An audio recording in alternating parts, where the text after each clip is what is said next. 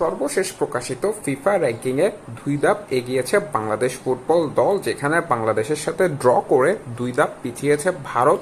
শীর্ষস্থানটি যথারীতি দখল করে রেখেছেন আর্জেন্টিনা এবং ব্রাজিলের অবস্থান আছে অপরিবর্তিত।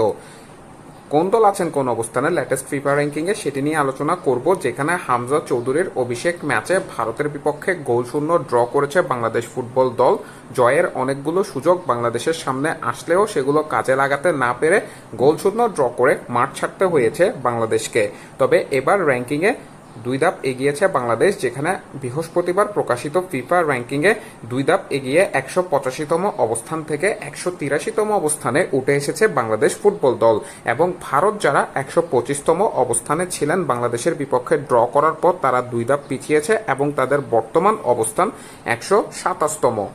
আগামী 10 জুন সিঙ্গাপুরের বিপক্ষে এশিয়া কাপ বাছাই পর্বের ম্যাচে খেলতে নামবেন বাংলাদেশ। তার আগে র্যাঙ্কিংয়ে 183তম অবস্থানেই থাকবেন বাংলাদেশ ফুটবল দল। সে ম্যাচের রেজাল্টের উপর ভিত্তি করে হয়তো হামজা চৌধুরীর বাংলাদেশ র্যাঙ্কিংয়ে আরও উন্নতি করতেও পারেন, যেখানে শীর্ষস্থান ধরে রেখেছেন আর্জেন্টিনা, যারা বিগত 2 বছর ধরে কিংবা তারও বেশি সময় ধরে শীর্ষ অবস্থানে আছেন। এখনও তাদেরকে সে অবস্থান থেকে কেউ সরাতে পারেনি। অন্যদিকে উন্নতি হয়েছে স্পেনের, যারা 3য় অবস্থান থেকে 2য় অবস্থানে উঠে এসেছেন এবারের প্রকাশিত র্যাঙ্কিংয়ে, এবং ফ্রান্স যারা 2য় অবস্থানে ছিলেন তারা বর্তমানে 3য় অবস্থানে নেমে গিয়েছেন।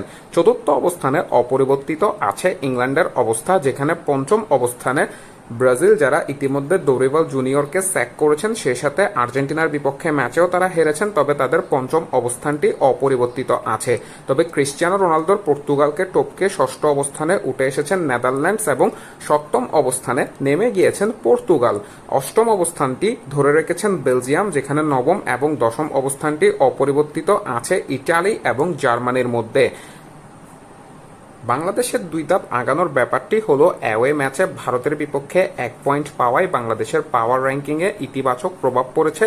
সেই সাথে হামজা দেওয়ান চৌধুরী অভিষেক ম্যাচে বাংলাদেশ দারুণভাবে উন্নতি করেছে, যেটি বাংলাদেশের ম্যাচে দেখা গিয়েছে। ভারত সে ম্যাচে মোটেও ডমিনেট করে খেলতে পারেনি, যার কারণে আসলে 2 ধাপ এগিয়েছে বাংলাদেশ দল।